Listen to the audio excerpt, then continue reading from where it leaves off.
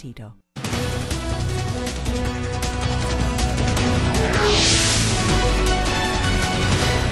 We told you earlier about a training program for law enforcement on elder abuse. In the Commonwealth, the Virginia Department of Social Services investigates reports of abuse, neglect, and exploitation of individuals age 60 and older and individuals age 18 to 59 who are incapacitated.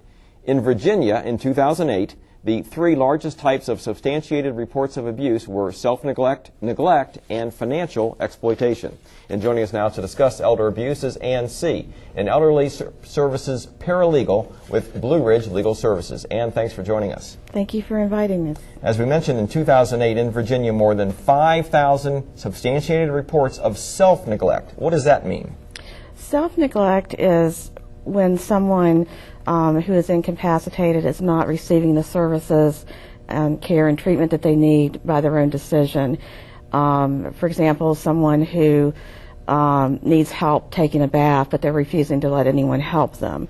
Or perhaps they have an injury and they need to go to the doctor, but they're refusing to go. And social services can intervene in those cases? Yes, they can go in and visit the person, evaluate the situation, offer them services. If the person is competent and can make their own decisions, they can't force them to take the services, but if it's a real emergency, they can force them to do that. Okay. Next most common, nearly 1,800 cases of neglect. Now, what does that involve? Neglect is where there is a responsible person involved who, knowing and willfully, has not provided the care and services and treatment that the individual needs. Okay.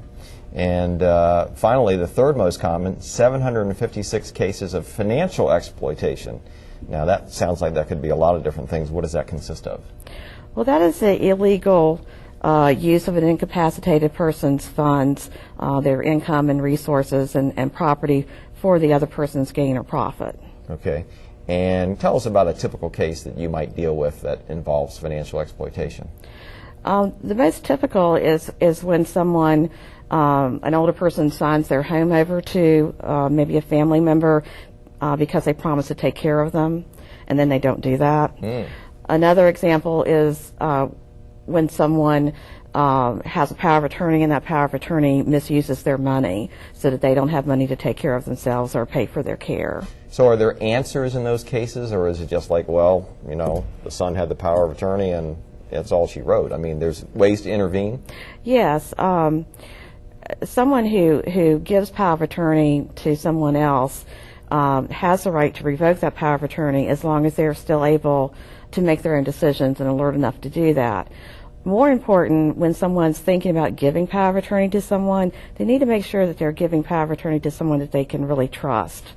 And they may want to think about writing what's called a contingent power of attorney or springing power of attorney, in which the power of attorney would not take effect until that person is incapacitated and a doctor or two doctors will certify that they're incapacitated. Another option that's not maybe the best option, but would be to have a joint power of attorney where two people have to sign in making decisions so that there is a check on each one of them. Gotcha. A big concern in elder abuse, I understand, is underreporting?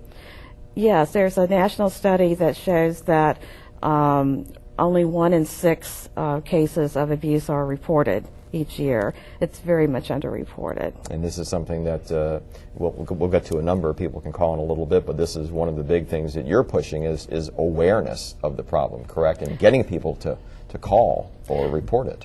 Yes, a lot of people just don't know where to call. They don't know who handles this type of problem.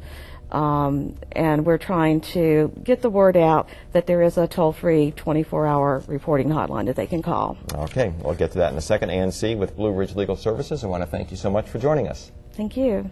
And that number to report elder abuse, call 1-888-83-ADULT or call your local office of the Virginia Department of Social Services. And now let's send it to Mel in